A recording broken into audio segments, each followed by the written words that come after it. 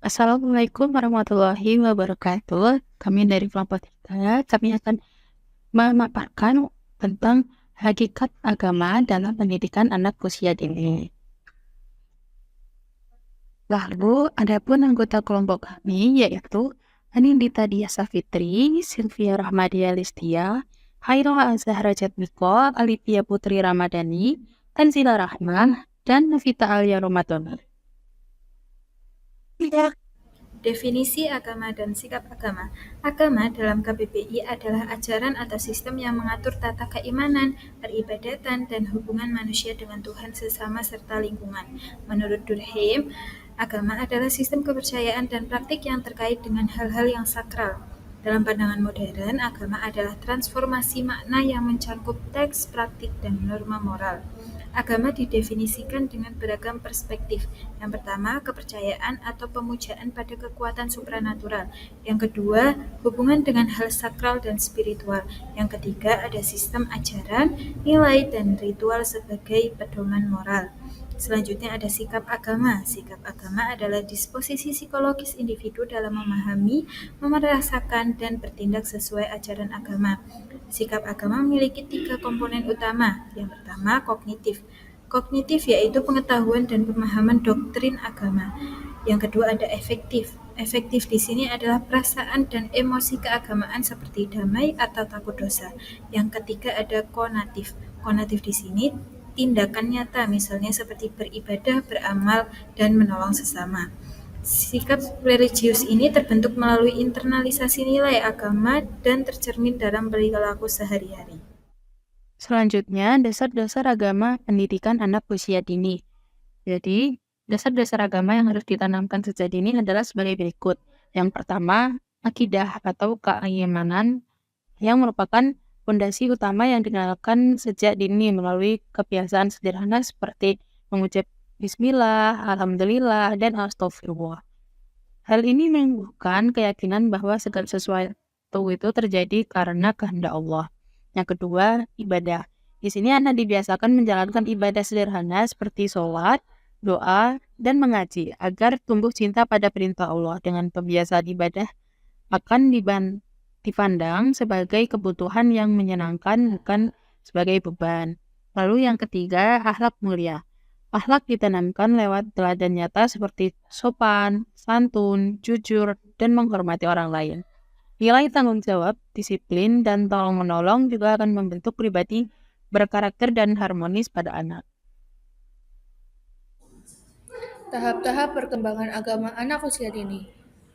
Yang pertama adalah tahap fondasi sosial dan lingkungan. Pada tahap awal, perkembangan agama dan moral anak dibentuk melalui interaksi dengan keluarga, guru, dan masyarakat. Anak belajar meniru perilaku orang dewasa di sekitarnya seperti kebiasaan berdoa, mengucapkan salam, atau bersikap sopan. Yang kedua adalah tahap pendekatan holistik dan pengalaman. Anak usia dini lebih mudah memahami konsep agama dan moral melalui pengalaman langsung.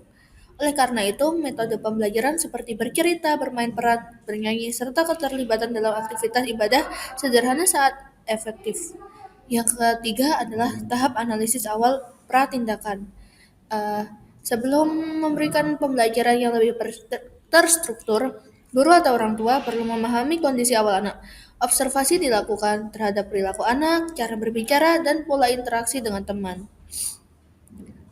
Tahap ini membantu pendidik mengetahui sejauh mana anak memiliki pemahaman agama dan moral sehingga strategi yang diterapkan lebih tepat sasaran. Yang keempat adalah tahap intervensi bertahap. Pada tahap ini, pendidik mulai memberikan pembelajaran secara sistematis. Prosesnya dilakukan dalam beberapa siklus. Siklus pertama berfokus pada pengenalan nilai agama dan moral melalui cerita atau media sederhana. Jika hasilnya belum optimal, siklus berikutnya dilakukan dengan perbaikan strategi, misalnya memperbanyak aktivitas interaktif atau pendampingan intensif. Dengan cara ini, pemahaman anak terhadap nilai agama dapat meningkat secara bertahap. Yang terakhir adalah tahap evaluasi dan penyesuaian berkelanjutan. Tahap terakhir adalah evaluasi terhadap perkembangan anak. Pendidik dengan orang tua menilai sejauh mana anak mampu memahami dan menerapkan nilai agama dalam kehidupan sehari-hari. Hasil evaluasi ini digunakan untuk menyesuaikan kembali strategi agar lebih efektif. Dengan evaluasi Faktor-faktor yang mempengaruhi sikap beragama. Di sini terdapat dua faktor. Yang pertama, faktor internal. Paulus menyebutkan bahwa internal yang mempengaruhi sikap beragama seseorang yaitu faktor pengalaman dan kebutuhan. Faktor pengalaman berkaitan dengan berbagai jenis pengalaman yang membentuk sikap beragama, terutama dalam pengalaman mengenai keindahan, konflik moral, dan pengalaman emosional keagamaan. Yang kedua, faktor kebutuhan. Ini berkaitan dengan kebutuhan rasa aman dan keselamatan, kebutuhan akan cinta kasih, kebutuhan untuk memperoleh harga diri, dan kebutuhan yang timbul karena adanya ancaman kematian. Yang kedua itu faktor eksternal. Yang pertama, keluarga. Orang tua sebagai model dan pembimbing dalam mengajarkan nilai maupun ajaran agama yang memberikan stimulasi tentang keagamaan secara konsisten melalui perilaku sehari-hari anak. Yang kedua, sekolah. Melalui kurikulum dan kegiatan keagamaan yang ada di sekolah, sekolah memberikan pengalaman langsung yang dapat mendukung perkembangan jiwa religius anak. Yang ketiga, lingkungan masyarakat. Lingkungan masyarakat sekitar berpengaruh untuk mendukung sikap beragama. Sifat-sifat pemahaman agama anak usia dini. Yang pertama, unreflektif atau yang disebut tidak mendalam. Anak menerima ajaran agama tanpa pikiran kritis, hanya tahu dasar. Contohnya, jawaban sederhana tentang Tuhan diterima tanpa pertanyaan. Yang selanjutnya ada egosentris, di mana anak beribadah karena kepentingan diri, hanya ingin mendapat hadiah saja. Contohnya, berpuasa karena ingin hadiah dari orang tua atau guru, bukan dari kesadaran spiritual. Yang ketiga ada antropomorfis, atau yang disebut anak menggambarkan Tuhan seperti manusia dengan sifat dan perilaku manusia. Contohnya menganggap Tuhan mengintip rumah seperti pengawas. Yang keempat ada verbal dan ritualis. Anak suka menghafal doa atau bacaan tanpa memahami makna. Contohnya menghafal surat pendek tanpa pemahaman makna surat tersebut atau tidak mengetahui arti dari surat tersebut. Yang kelima, imitatif, di mana anak meniru perilaku agama dari lingkungan sekitar, terutama orang tua. Contohnya melakukan sholat karena meniru orang tua. Yang terakhir ada rasa kagum, di mana anak terpesona dengan ciptaan Tuhan tanpa pemikiran mendalam. Contohnya mengagumi pemandangan dan diarahkan mengucap Masya Allah. Metode pengembangan nilai agama sejak dini pun yang pertama yaitu metode esensi pembinaan perilaku. Fokus pada pembentukan kebiasaan, baik melalui pembiasaan dan penguatan. Anak belajar dari hal-hal yang dilakukan secara berulang. Nilai agama yang ditanamkan melalui praktik nyata yaitu berdoa, mengucap salam, dan menjaga kebersihan. Poin yang kedua yaitu metode keteladanan atau modeling. Guru atau orang tua menjadi teladan utama perilaku religius.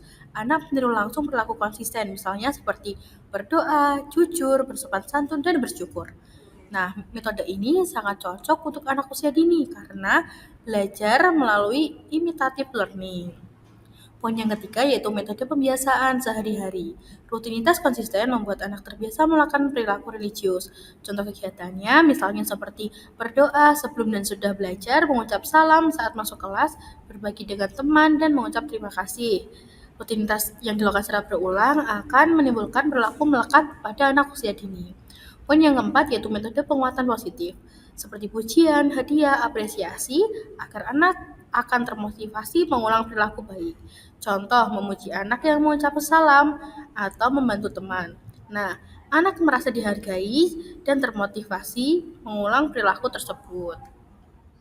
Poin yang kelima yaitu metode bercerita atau storytelling. Dengan metode ini, biasanya anak belajar secara imajinatif dan emosional.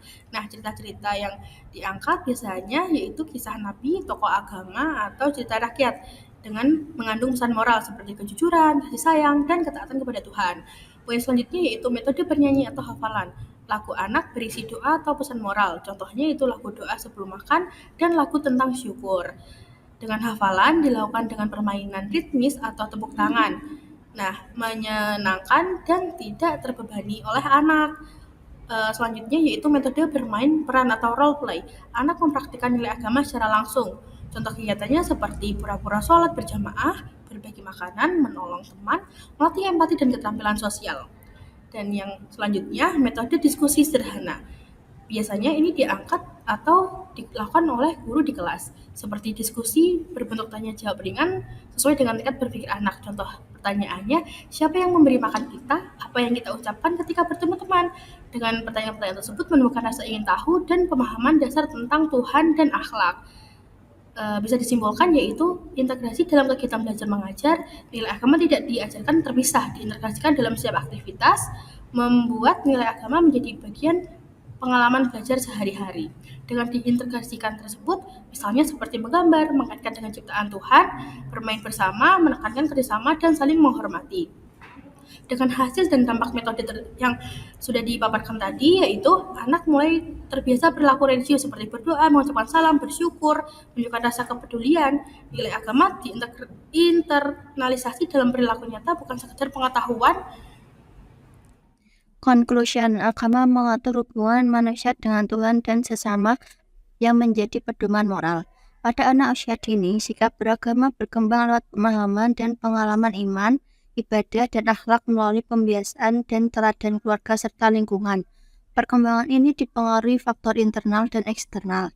Dengan nilai agama yang ditanamkan lewat metode menarik seperti bercerita dan bermain peran, agar anak terbiasa berperilaku religius sejak dini. Saran, yang pertama untuk mahasiswa, calon pendidik PAUD harus mempersiapkan diri dengan wawasan, kreativitas, dan keterampilan menanamkan nilai agama sesuai dunia anak agar menjadi pendidik inspiratif. Yang kedua untuk dosen. Dosen perlu memberi bimbingan dan arahan agar mahasiswa bisa merancang strategi pembelajaran agama yang inovatif dan reflektif untuk anak usia dini. Yang ketiga orang tua.